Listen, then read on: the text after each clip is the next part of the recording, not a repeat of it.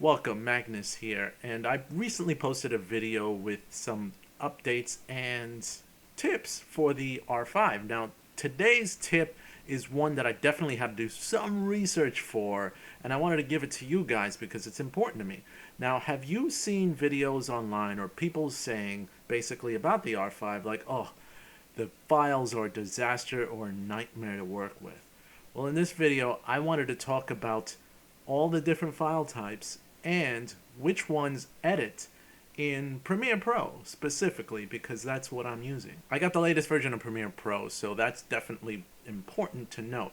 Also important to note are my computer specs. Looking at my computer, I've got an AMD Ryzen 9 3900X processor with an NVIDIA GeForce GTX 970 video card and 16 gigs of RAM. So that's kind of like, okay, high-end processor, video card's kind of old, and the RAM, 16 gigabytes at this point, is considered questionable, at least for video editing. But yet, I'm going to share with you the results that I was able to get. Now, I've got this spreadsheet right here. I basically recorded 46 different videos, 1-minute clips, each with a different video setting for the R5. And I went from 1080p at 24 frames per second, IPB compression, all the way up to 8K RAW at 24 frames per second. And I used all the frame rate modes except for 30 frames per second because I figured 24 and 30 are close enough. But I went to 60, I went to 120, and I went to 8K at 24 frames per second as well. I recorded in each one of those modes in each compression type, whether it be all-I, IPB, and RAW for the 8K video. And I also tested between C-Log and picture profile because C-Log uses a different video codec format. So I'll put up this spreadsheet right now and you can see each different mode that I recorded. So it was all-I, IPB, RAW, all-I at C-Log, IPB, and RAW.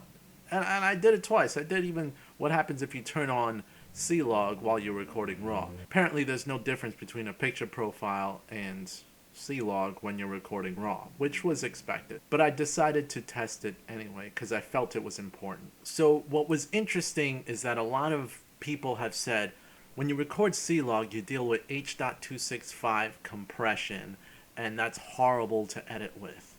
Well, I had some trouble accepting that that's the only reason that it's difficult to edit that file type because I've been editing my NX1. In fact, this video is recorded with my NX1, which uses H.265 file format, and I breeze through edits. I have no issues with editing. And here are some interesting results that I got based off of all of these tests. The first hard fact is that H.265 is used for all Canon log resolutions and 8K resolutions regardless of profile. So all Canon log uses is H.265. But 8K, even if you're not using Canon log, if you're using the regular 420, it uses the H.265 compression. So take note of that. The second hard fact, 8K with no Canon log is still 8-bit 420. So that's important to note because it's H.265, so a lot assumed that when you're using that higher bit rate, they switch to 8.265.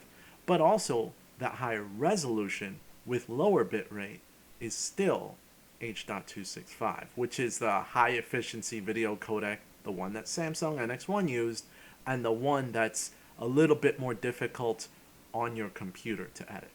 The third hard fact, based off of the computer with the specs that I listed, which is mine, is the only playable 8K in Premiere Pro with no proxy was actually 8K RAW.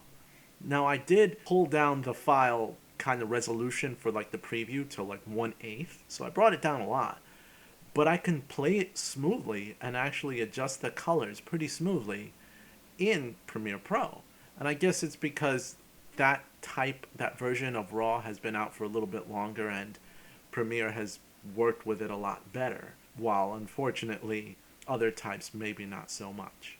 The fourth fact, which I found a bit interesting, was the fact that the highest bitrate outside of 8K RAW was 8K in Canon log but UHD, not the full DCI version, but the UHD version.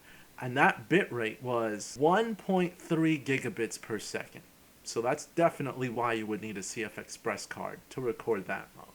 The fifth interesting fact is, based off of those profiles that I told you that are in my Excel file, like format range at L5.2, format range at L5.1, things like that. They all have similar names, and they all have multiple file formats. But for some reason, the codec format profile of 8K UHD in IPB is main at 6.2 at high.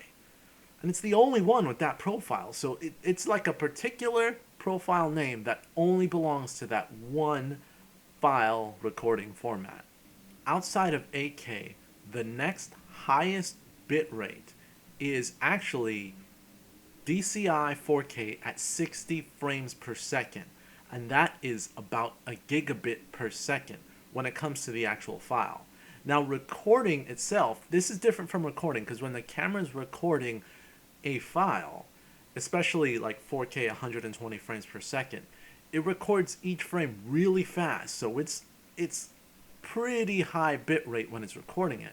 However, in playback, and when you're playing it back on software, it reduces the file to a 30 frames per second format. That's why the bit rate per second goes down. But 4K DCI at 60 frames per second plays back at 60 frames per second. So it's 1 gigabit per second, meaning it's a lot of data for a small amount of time.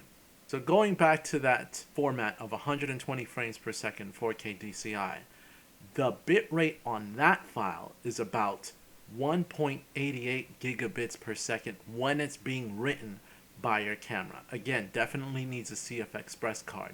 That's about 234 megabytes per second. So that's really, really fast going into that memory card of yours. So I wanted a control test when it comes to testing these files and which ones are easy to edit and which ones aren't. So I actually imported some 8K footage from a Samsung S20 phone. And that 8K footage is about 80 megabits per second, so really slow. And when actually importing it to Adobe Premiere to edit with, it still didn't edit well. It was H.265, and the profile was main at L6.1 at main. Trust me, those words mean something. But when editing and when hitting the slider and everything, it was still slow. 8K footage, still hard to work with this particular file format. Also, as a control, I imported Samsung NX1 footage, as always, with H.265 file format in 4K, UHD 4K actually, and it edits smoothly, just fine. And what I mean by that, of course, is that I can play it and it doesn't have any dropped frames, and I could add color correction and I could edit with comfort. So, what are my results? I mean, I did all of these tests, and basically I needed to determine what is actually difficult, because I don't want to work on a file that's very hard and record a certain mode and then go back to my computer and realize I can't edit smoothly. So as of today, this is what I was able to discover.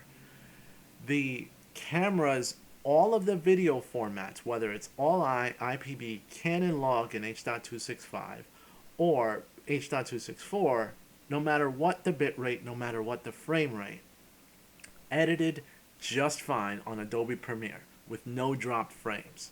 And definitely I'll show you guys the footage if you can see it right now.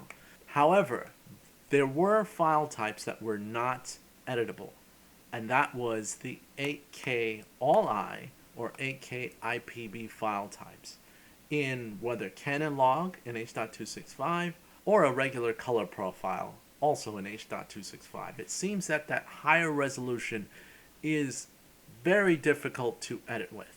But the surprise was that Canon RAW in 8K was playback. Like, you can play back, you can edit with it, you can work with it, as long as you reduce the resolution of the preview to 1/8. When you did that, it actually didn't do too bad, and I was kind of surprised. Those are my results. And my question is, honestly, why is it that so many YouTubers can't edit? And I've seen them having like Power Max or very expensive machines, and then they throw in some of the regular 4K files here. I know one YouTuber, for example, recently stated that he just records at 1080p because the 4K files are impossible to edit on his computer. But off of my computer, what's causing, I mean, is it the fact that my processor is so fast? I don't have any problem with any of the files. And even in my old computer, which had an i7 processor, though I didn't have this at the time, it was a third generation i7 processor, and it could edit the H.265 profiles easily, with no issue. So let me know what your settings are and if you have an easy time or not editing the files off of the R5. But that's all I got to say. Quick update that I'd like to give too is that recently the M50 Mark II was announced. So I'll give you my quick opinion. Waste of time. That's it. It doesn't seem to have enough interesting features that make it stand out from the first generation. That's my opinion on that. But let me know what you guys think in the comments down below, and thank you as always for watching. I'll continue more tests that I've got lined up with the R5. But as always, you can make my day if you subscribe today. This is Magnus, and I'm out. See you guys later.